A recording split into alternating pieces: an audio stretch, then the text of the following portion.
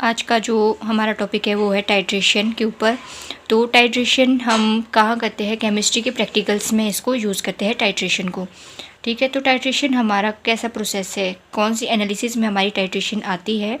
तो टाइट्रेशन आती है हमारी क्वांटिटेटिव वॉल्यूमेट्रिक एनालिसिस में, जिसमें हम डिटरमाइन करते हैं कि कितना अमाउंट हमारा प्रेजेंट है किसी केमिकल या कंपोनेंट के अंदर जो हमारे पास सैंपल दिया है। जैसे हमारे पास NaCl का कंपोनेंट दे दिया तो उसमें बताओ कि हमारे पास सोडियम का कितने अमाउंट प्रेजेंट है। ठीक है, उस तरीके से हम इसको समझ सकते हैं। तो titration is a laboratory technique used to determine the concentration of a substance in a solution. It involves addition a solution of known concentration, जो कि हमने कहा ब्यूरेट में डाला होता है, to the solution of unknown concentration, जो कि हमारा किस में होता है, फ्लास्क के अंदर होता है, until the reaction between the two is complete. उसको क्या कहा जाता है, टाइट्रेशन कहा जाता है। ठीक है, तो मोस्टली जो हमारी टाइट्रेशन का प्रोसेस है वो हम क्यों यूज़ करते हैं, कोई हमारे पास कंपोनेंट है या सब्सटेंस है उसका कितना कंसंट्रेशन हमारे पास प्रेजेंट है सब्सटेंस का सैंपल के अंदर, उसी के लिए हम इसको डिटरमाइन करते हैं टाइट्रेशन को। तो इसके भी अलग अलग प्रोसीजर होते हैं कि टाइट्रेशन का हमारे पास जैसे एंड पॉइंट होता है, तो एंड पॉइंट क्या है, वो कहाँ मिलता है, कैसे इसको प्राप्त किया जाता है। तो एंड पॉइंट का जो मेनली है कि कलर चेंज, जैसे हमारा मोस्टली फिनोल्फेथलीन एसिड बेस्ड टाइट्रेशन में यूज़ किया जाता है। ठीक है, तो इंडिकेटर की तरह वो हम उसमें डालते हैं। जैसे हमारे पास ब्यूरेट में है एसिडिक सॉल्यूशन से HCl हमने ले लिया और हमारे पास फ्लास्क में है NaOH। तो NaOH के साथ जब हम फिनोल्फेथलीन का रिएक्शन करेंगे, उसमें 2 से 3 ड्रॉप फिनोल्फेथलीन की डालेंगे तो हमारे पास वो कैसा कलर देगा। NaOH क्या है, बेसिक है, बेसिक साथ जब हम किसको डालेंगे, फिनोल्फेथलीन को, तो वो हमारे पास पिंक कलर शो करेगा। और जैसे ही हम ब्यूरेट से डालेंगे HCl का सॉल्यूशन NaOH के अंदर, सैंपल के अंदर या एनालाइट के अंदर, तो हमारे पास वो क्या बन जाएगा, पिंक टू कलरलेस सॉल्यूशन उसमें हमारे पास चेंज हो जाएगा। तो वो जहाँ पॉइंट आता है पिंक से कलरलेस चेंज होने में, उसको क्या कहा जाता है, एंड पॉइंट कहा जाता है। ठीक है, तो इसमें भी आता है कि टाइट्रेट, टाइट्रेंट, ये क्या है, कैसे इसको डिस्टिंग्विश हम कर सकते हैं। तो उसका भी एक प्रोसीजर होता है कि टाइट्रेंट को क्या होता है, जो हमारे पास सॉल्यूशन है ब्यूरेट में जो डिटरमाइन करता है कंसंट्रेशन ऑफ अननोन सॉल्यूशन को, उसको क्या कहते हैं, हम टाइट्रेंट कहते हैं। The component whose solution is use to determine the concentration of an unknown solution is called titrant. और उसके बाद आता है टाइट्रेट। टाइट्रेट क्या होता है, जिसकी कंसंट्रेशन हमने एस्टिमेट करनी होती है। ठीक है, the component whose concentration is to be estimated is called titrate. तो टाइट्रेशन या टाइट्रोमेट्रिक एनालिसिस भी हम इसको कहते हैं। ये अनदर नेम है वॉल्यूमेट्रिक एनालिसिस का। Volumetric analysis is the branch of quantitative chemistry. Titration में हमने बात की एंड पॉइंट की, तो इसकी अगर हमने डेफिनेशन लिखनी हो तो it's and point it's when the reaction between the two solution is almost finished. जैसे हमने एग्जांपल दिया था HCl एंड NaOH का, तो हमारे पास एंड पॉइंट वो आ जाता है। इंडिकेटर क्या होता है, a material that show the achievement of a result, the colour of the indicator changes at the terminate point. ठीक है, तो ये हो गया हमारे पास इंडिकेटर। अब हम बात करेंगे टाइट्रेशन के टाइप्स की। तो टाइट्रेशन के टाइप्स में सबसे पहले आता है acid based titration, second one is redox titration, third one is complexometric titration, fourth one is precipitation titration and fifth one is non aqueous titration. तो फर्स्ट वन जो हमारे पास टाइट्रेशन है एसिड बेस्ड टाइट्रेशन, जिसका हमने example अभी consider किया है NaOH एंड HCl के बीच का। तो वो कैसी टाइट्रेशन होगी, acid based titration, where acid solution is titrated with base solution और वाइस वर्सा। ठीक है, to determine the concentration of acid और बेस, किस लिए ये यूज़ किया जाता है, जो एसिड एंड बेस की हमारे पास कंसंट्रेशन है सैंपल के अंदर या एनालाइट के अंदर, उसको डिटरमाइन करने के लिए हम एसिड बेस टाइट्रेशन को करते हैं। सेकंड वन हमने बोला redox titration. Redox titration involves the transfer of electron between the titrant, किसका ट्रांसफर, इलेक्ट्रॉन का, किसके बीच, टाइट्रेंट एंड एनालाइट। एनालाइट मतलब जो हमारे पास सैंपल है। ठीक है, सैंपल या सॉल्यूशन हम कुछ भी कह सकते हैं इसको। तो ये रिडॉक्स टाइट्रेशन किस लिए यूज़ की जाती है, ये यूज़ की जाती है to determine the concentration of substance that act as an oxidizing and reducing agent. ठीक है, तो हम क्यों यूज़ करते हैं रिडॉक्स टाइट्रेशन को, इसकी कंसंट्रेशन को करने के लिए डिटरमाइन कि हमारे पास कोई ऑक्सीडाइजिंग एजेंट है या रिड्यूसिंग एजेंट है किसी सैंपल के अंदर या नहीं है। तो ऑक्सीडाइजिंग एंड रिड्यूसिंग एजेंट या रिएजेंट बोल सकते हैं। तो ऑक्सीडाइजिंग एजेंट का क्या मतलब है, ऑक्सीडेशन, सबसे पहले तो हमारे को पता होना चाहिए ऑक्सीडाइजिंग ऑक्सीडेशन से बना है। तो ऑक्सीडेशन का मतलब क्या होता है, और रिडक्शन का क्या मतलब होता है, ठीक है। ऑक्सीडेशन का मतलब होता है gain of electrons and removal of hydrogen, and reduction इसका अपोजिट हो गया कि loss of electrons and gain of hydrogen, ठीक है। तो ऑक्सीडाइजिंग एजेंट हमारा ऑक्सीडेशन एंड रिडक्शन से ही बना है, तो ऑक्सीडाइजेशन से आया था ये concept oxidizing agent. Oxidizing agent की डेफिनेशन है that causes oxidation by accepting electron and it get reduced, and reducing agent का मतलब है जो कॉज करता है reduction by losing electron. First वाले में क्या है, ऑक्सीडेशन कॉज करेगा किसके थ्रू, इलेक्ट्रॉन को एक्सेप्ट करके, और वो रिड्यूस्ड हो जाएगा जो हमारा एजेंट है। और रिड्यूसिंग में क्या होगा, हमारे पास रिडक्शन होगी, किसके थ्रू होगी रिडक्शन, जब हमारे पास किसी इलेक्ट्रॉन का रिमूवल या लॉस हो जाएगा, उसको क्या बोलते हैं, रिड्यूसिंग एजेंट कहते हैं। फिर थर्ड वन जो हमारे पास टाइप था टाइट्रेशन का, वो है कम्प्लेक्सोमेट्रिक टाइट्रेशन। तो complexometric titration involves a formation of a complex. ये क्या इन्वॉल्व करता है, फॉर्मेशन करता है कॉम्प्लेक्स की, किसके बीच, टाइट्रेंट। टाइट्रेंट हमने बोला कि जो हमारे पास प्यूरिट में होता है उसको क्या बोलते हैं, टाइट्रेंट। और टाइट्रेट जो हमारे पास नीचे जिसके अगेंस्ट हमने टाइट्रेशन करनी होती है वो होता है हमारे पास टाइट्रेट, ठीक है। तो कम्प्लेक्सोमेट्रिक टाइट्रेशन में क्या होता है, हमारे पास फॉर्मेशन होती है कम्प्लेक्स की, किसके बीच, एनालाइट एंड टाइट्रेंट के बीच, ठीक है। तो ये ऑफनली यूज्ड किया जाता है as a chelating agent to bind the metal ions. Chelating agents क्या होते हैं, जैसे हमारे पास कार्बोनाइल्स कंपाउंड्स है, उसमें हमारे पास बाइंडिंग हो रही है मेटल्स आयंस की, किसके साथ, लिगेंड्स के आए साथ। तो उसमें क्या होता है कि जो हमारे पास मेटल है, बीच में मेटल होता है, उसके साथ चिलेटिंग एजेंट्स होते हैं, लिगेंड्स भी हमको कहते हैं, तो वो उसके साथ अटैच्ड हो जाते हैं।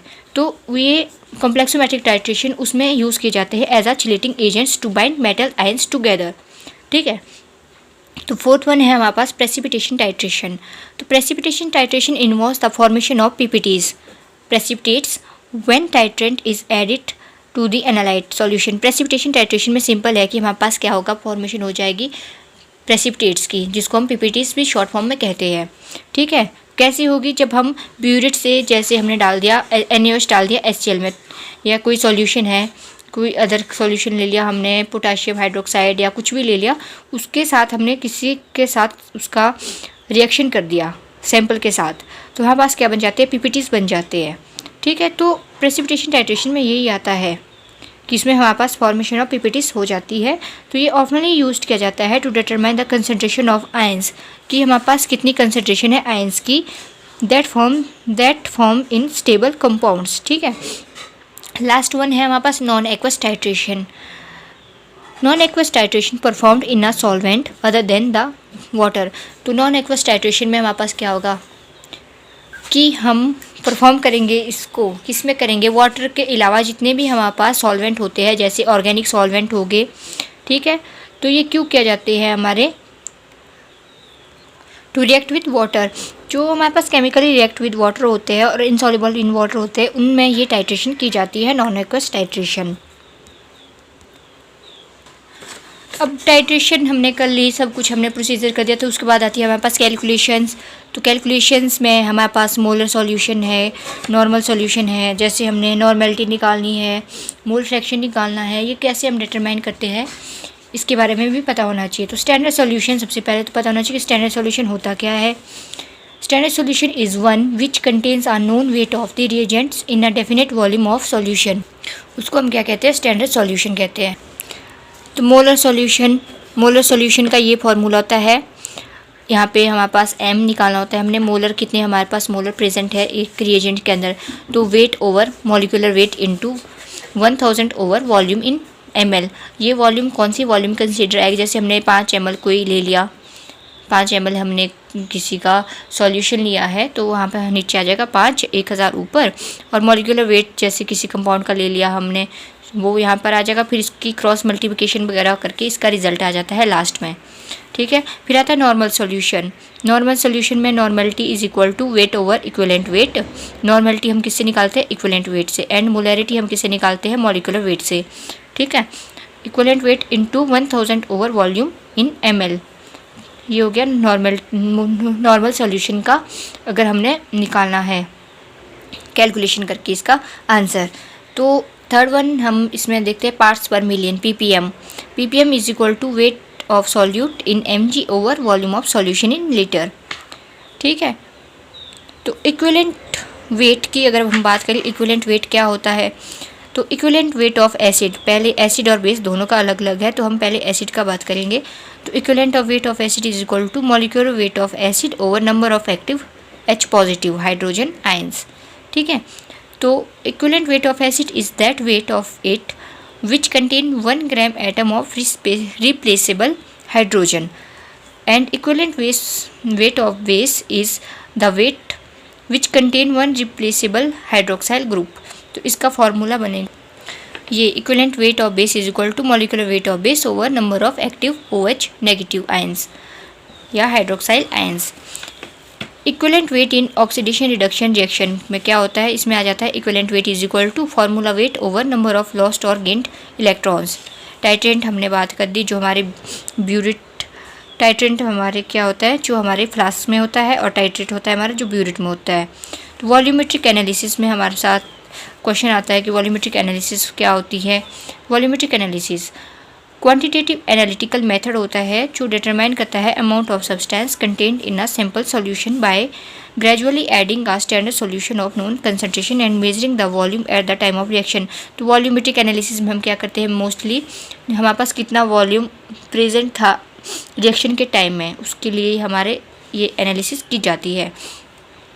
तो टाइट्रेशन भी हमारे पास वॉल्यूमेट्रिक टाइट्रेशंस या वॉल्यूमेट्रिक एनालिसिस हमारे पास 3 टाइप की होती है, जिसमें हमारे पास सबसे पहले आता है सिंपल टाइट्रेशन, दूसरे में आता है बैक टाइट्रेशन, फिर आता है हमारे पास डबल टाइट्रेशन।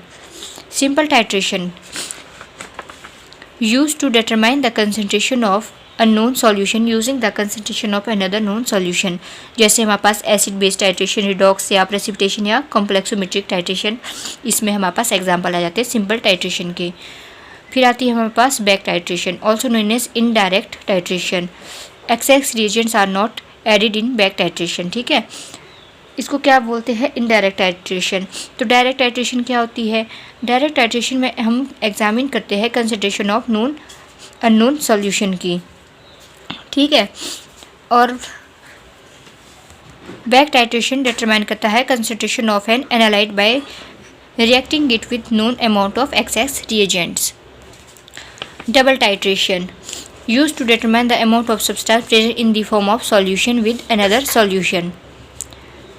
ठीक है, नॉर्मेलिटी एंड मोलैरिटी क्या है, नॉर्मेलिटी का फॉर्मूला क्या होता है, नॉर्मेलिटी इक्वेशन हम कैसे लिखते हैं, N1V1 is equal to N2V2 and molarity equation M1V1 over N1 is equal to M2V2 over N2।